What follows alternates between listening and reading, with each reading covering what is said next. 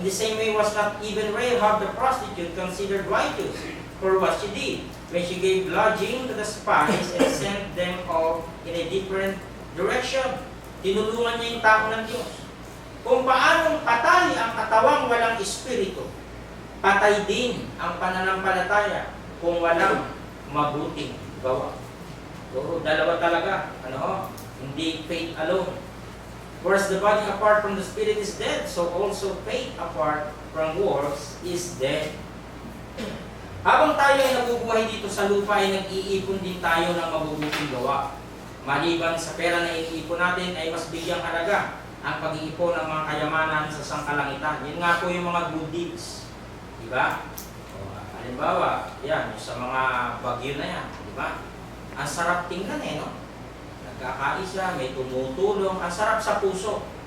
Yung mga wala, pinapakain. Diba? Yung mga gumagawa ng mga ganyan, nag-aabot ng mga konting grocery na makatawid gutom.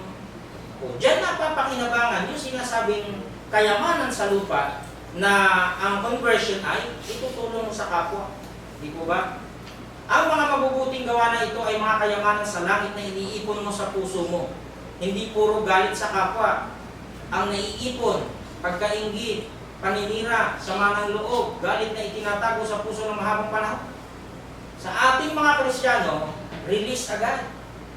Hindi mo pwedeng i-imbak dito. Ang galing ng Diyos. Bakit? Balik tayo, side trip tayo konti. Galit na galit ako sa tao na to. Tanong, makakatulog ka ba?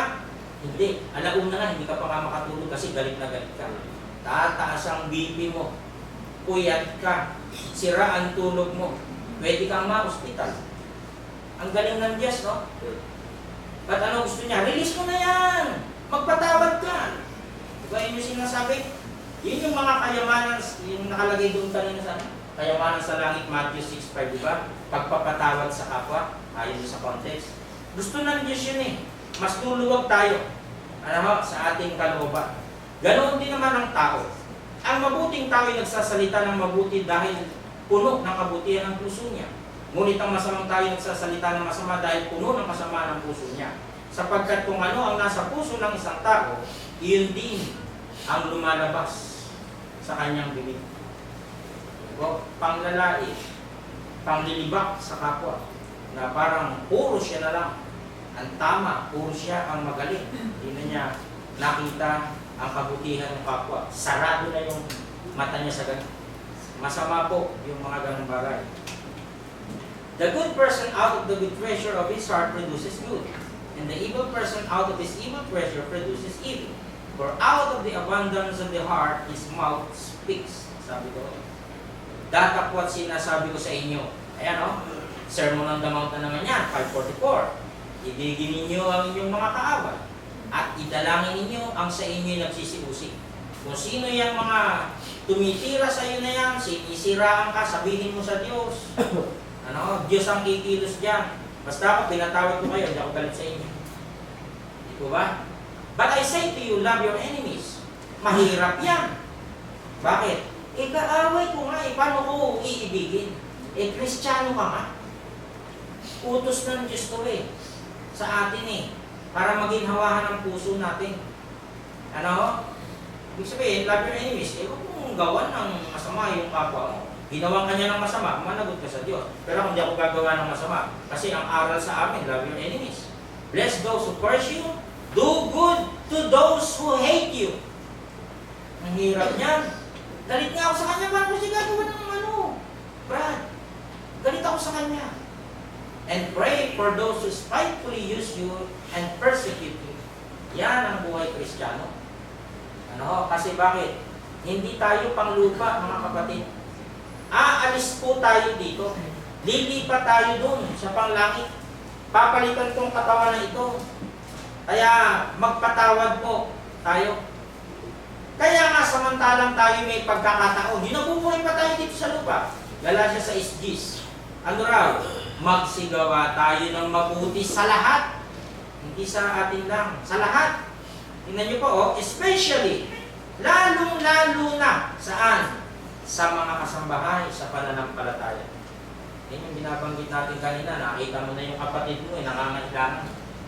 Nakita mo na, bigay mo naman yung isa. kapatid kita sa pananampalataya, hindi na wala ng mga pag-uusap, tulungan natin. Yan po yung binabanggit dyan. Ano po?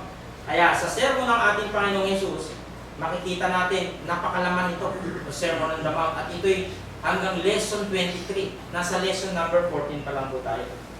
Ano ba? As we have opportunity, let's do what is good toward all men, and especially toward those who are of the household of the faith. Magkakapatid tayo kay Kristo eh. Ano po? Magkakapatid tayo sa Diyos eh. Sakit ng kalingkingan, ramdam ng buong katawan. Dapat gano'n. Di ba? Pag masakit yung ngipin, ayaw gumalaw ng kamay. Hindi ako makapag-isip ng maayos. Hindi ako makahakbang. Hindi ako makalabas. Sakit-sakit ng ngipin ko. Ayun. Ganun dapat, nararamdaman dapat natin itong mga kapatid na ito na wala. Ano po? Na dapat tulungan ng bawat isa sa atin o ng ating church. Kung nagkakaroon tayo ng pagkakataon na gumawa ng mabuti, gawin na agad. Huwag nang ipagpaliban pa dahil hindi natin alam ang mangyayari bukas. Gusto mo nang gumawa ngayon, gawin mo na. Ito yung talata ko. Sa nakakaalam nga ng paggawa ng mabuti at hindi ginagawa, ito'y kasalanan sa kanya. Dapat pala, pag mabuti, gawin mo na agad. Pagka masama, agad-agad ginagawa ng tao. Pero pag mabuti, parang dalawang isip pa. Kasalanan pala yun. Kasi alam na ng Diyos na mabuti yun eh. Go na! Go mo na! Parang gano'n. So whoever knows the right thing to do and fails to do it, for him it is sin. Kasi pagkakataon mo na to eh. Hindi natin alam bukas, who knows, na bigla pa lang ganyan ang mangyayari. At gano'n ang nangyayari sa buhay ng tao. Bawat mabuting gawin mo, tinatala o inililista ng Diyos sa kanyang listahan sa langit ng mabubuting gawa ng mga tao, sila ay hahatulan ayon sa kanilang mga gawa. Nakalista pala yan. Alin, yung pangalan natin, di ba, binasa natin kanina sa Revelation, ito naman ang sabi, Pahayag 2012, at nakita ko ang mga patay.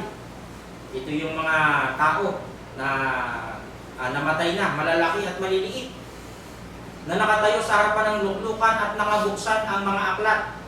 So meron diyang binabanggit na mga aklat. Mga aklat. Kasi dalawa dyan yung aklat, nakakalito eh. At nabuksan ang ibang aklat.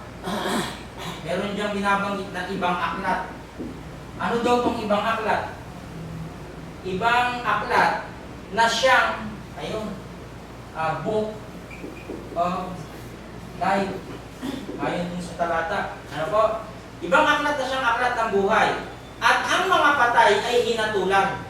Hinatulan saan? Ayon sa mga bagay na nasusulat sa mga aklat. Ano to? Di po ba ito yung Bible? O yun. Ayun. Dito. Wala akong Bible. Doon sa Bible nakaano yung good deeds. Ano yung ginawa ng tao? Anong ginawa mo sa lupa nung nabubuhay ka? Tinatala ng Diyos. Ano po?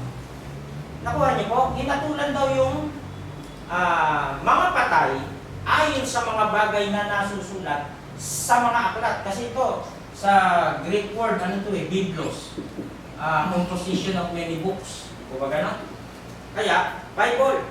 So, makikita natin na ang Diyos nagtatala ng mga gawa.